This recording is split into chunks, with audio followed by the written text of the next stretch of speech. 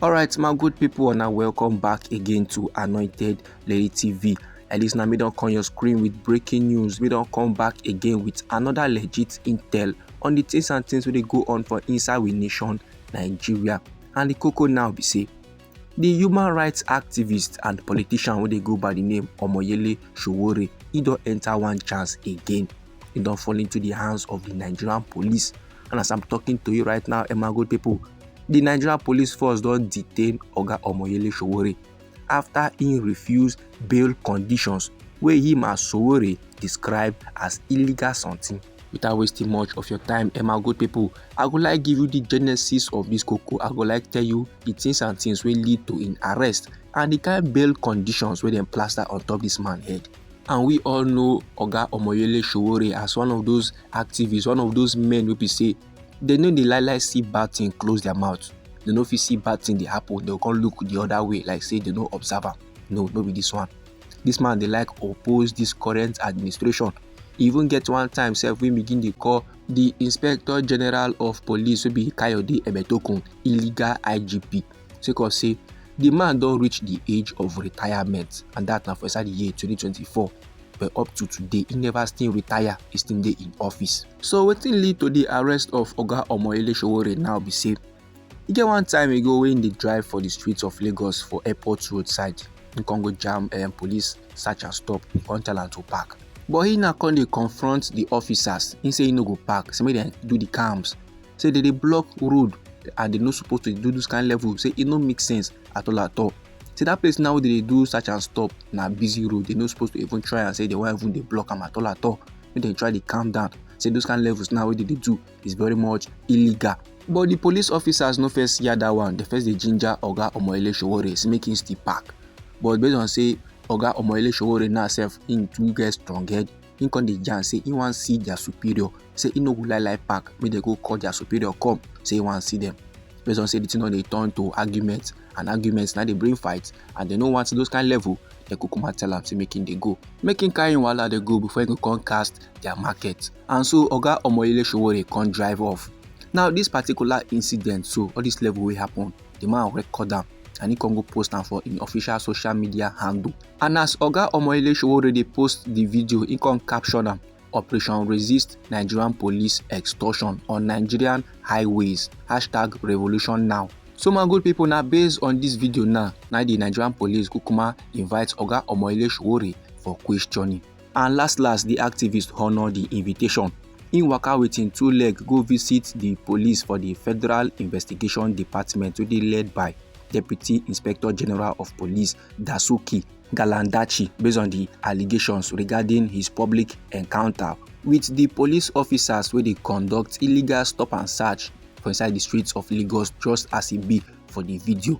Then after they can interrogate Oga Omoyele Sowore finish, they can drop in bail condition. And the controversial bail conditions be say him now will be Oga Omoyele Sowore, he go gas provide a level 16 civil servant as surety, and he go come surrender his international passport. As Oga Omoyele Sowore hear these levels finish, he say lie he no go try am. He come the yarn say he refuse to participate in any arrangement wey go undermine his personal integrity. He say no go accept bail under conditions wey go jeopardize his innocence, integrity and fundamental rights. And no be like say the Nigerian police file any formal charges against Omoyele Sowore, aside for the fact say the man they like oppose the ruling party based on the harsh policies where they implement for inside we nation Nigeria, and based on how they do things. And the Inspector General of Police will be Kayode Ebetokun, where he don they consistently they denounce sake of the man impunity, abuse of power and excessive force against peaceful protesters during the 2024 End Bad Governance protests. And as I be don yarn you before, Oga Omoyele Sowore they describe Oga Kayode Ebetokun as illegal IGP sake of say the man tenure he don't pass retirement age. This man is supposed to not retire since the year 2024, but he still dey in office. As of the time of this report, my good people, Oga Omoyele Sowore dey in police custody, and they make arrangements to transfer him go Lagos so that they go fit punish him for the things and things we go down for the video. But however, my good people, Oga Femi Falana wey be the legal counsel to the human rights activist and politician wey be Omoyele Sowore, he don last react. He don yarn talk concerning the predicament of Oga Omoyele Sowore. And based on say he na senior advocate of this our green white green country wey be Nigeria, so he na come dey yarn, he na come dey argue. Say the bail conditions wey dem plaster on top Oga Omoyele Sowore head, e no make sense at all.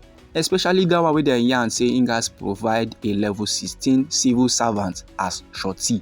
That one dey very much illegal because involving public servants as sureties is contrary to civil service rules and e dey undermine anti-corruption efforts dem. As I'm talking to you right now, my good people, the activist wey be Omoyele Sowore is currently being held at a police facility for inside Abuja, and this very particular facility so na the special anti-robbery squad wey be SARS na be dey use am before, and based on say SARS no dey active again for we nation Nigeria, I believe say that na the reason why the Nigerian police dey use the facility.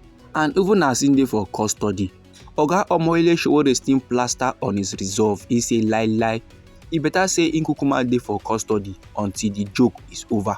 And no be lie, my good people, e get one organization wey be say Oga Omoyele Sowore na dey lead am, and the name of this organization na Take It Back Movement. This organization is very much active on campaigning against police extortion and illegal roadblock across the nation Nigeria. And no be lie, my good people, as a country person, as a motorist, you can relate. Now for many roadblock and for many search and stop wey police dey conduct for inside the nation Nigeria, they don't even care about the papers of the drivers. Their own na yemego, give me money. And as soon as you give them money, they don't even care to know whether your papers don't expire. They don't even care to know whether you be kidnapper and person now dey for boots, they scream for help. They no one even hear that one. They could just allow the driver making they go away. This case now of Oga Omoyele Sowore, it don't draw public attention. Countrymen now don't they accuse the Nigerian police of using oppressive tactics to silence their voices. And countrymen now they holler about the ongoing concerns about human rights violations and the misuse of bail conditions, especially the ones where they don't plaster on top Oga Omoyele Sowore head.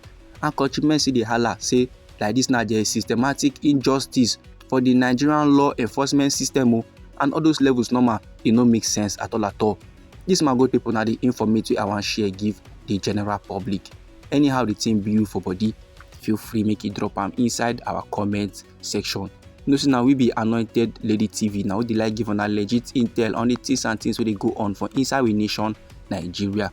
So if you like this update and you would like to receive more, try make you subscribe to this channel and try make you put on the notification bell so that as they come with more news, then go first get the informate and go even receive them sharp. And they come inside the game to that legit intel for you, my good people. Try make it no go anywhere.